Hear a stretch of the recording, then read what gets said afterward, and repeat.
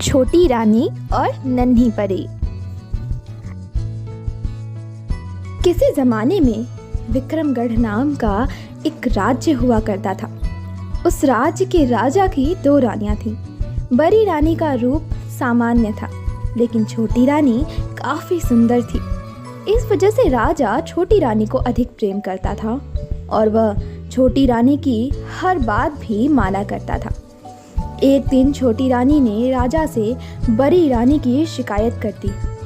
राजा बड़ी रानी से नाराज़ हो गए, जिससे दुखी होकर बड़ी रानी महल छोड़कर जंगल की तरफ जाने लगी। रास्ते में एक नदी पड़ी, जिसके किनारे पर एक अनार का पेड़ था।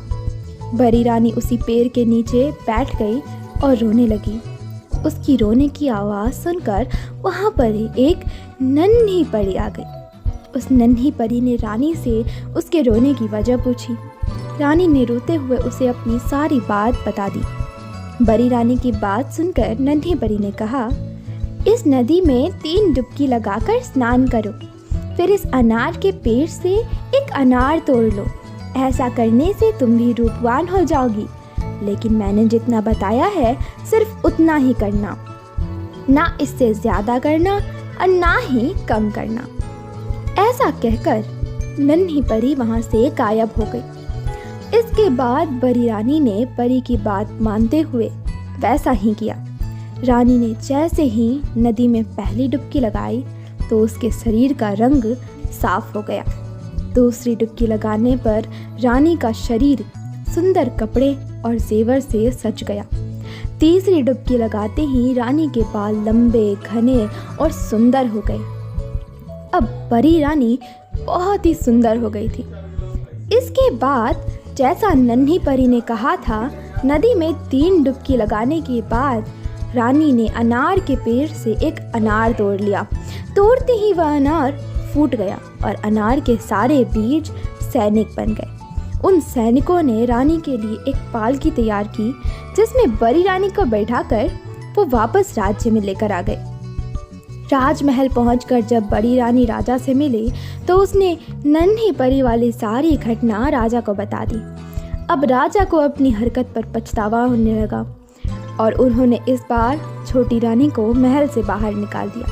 जब बड़ी रानी राजा को नन्ही परी की घटना बता रही थी तो छोटी रानी छुपकर ये सारी बातें सुन रही थी।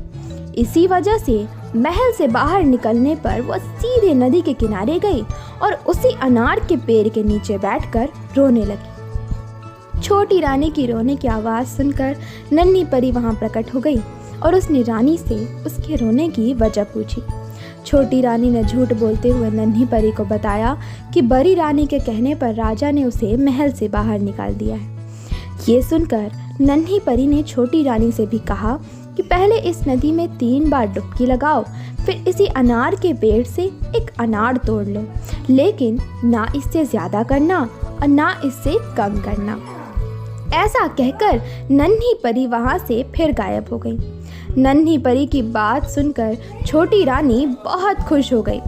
वह नदी में गई और जैसे ही पहली डुबकी लगाई, उसका शरीर पहले से भी ज़्यादा निखर गया। दूसरी डुबकी लगाते ही उसका शरीर भी सुंदर कपड़े और जेवर से सज गया। तीसरी डुबकी लगाने पर छोटी रानी के बाल और काले, घने और लंबे और सुंदर हो गए। अब छोटी रानी पहले से भी ज़्यादा सुंदर दिखने लगी थी। लेकिन छोटी रानी ने सोचा कि अगर वह 3 डुबकी लगाने से इतनी सुंदर हो गई है तो और डुबकियाँ लगाने पर वह और अधिक सुंदर हो जाएगी। उसने ऐसा सोचकर कई सारी डुबकियाँ लगा ली।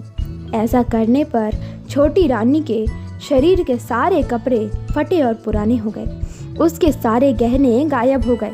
उसके शरीर का रंग भी गहरा हो गया। शरीर पर दाग और दाने निकल गए। छोटी रानी अब पहले की तरह सुंदर नहीं लग रही थी। रोते हुए वह नदी से बाहर आई और अनार के पेड़ से एक अनार तोड़ा। अनार तोड़ते ही वह फूट गया। उससे एक सांप निकला और वह रानी को खा गया। नन्ही परी और छोटी रानी की कहानी हमें सीख देती है कि दूसरे लोगों के लिए कभी बुरा नहीं सोचना चाहिए।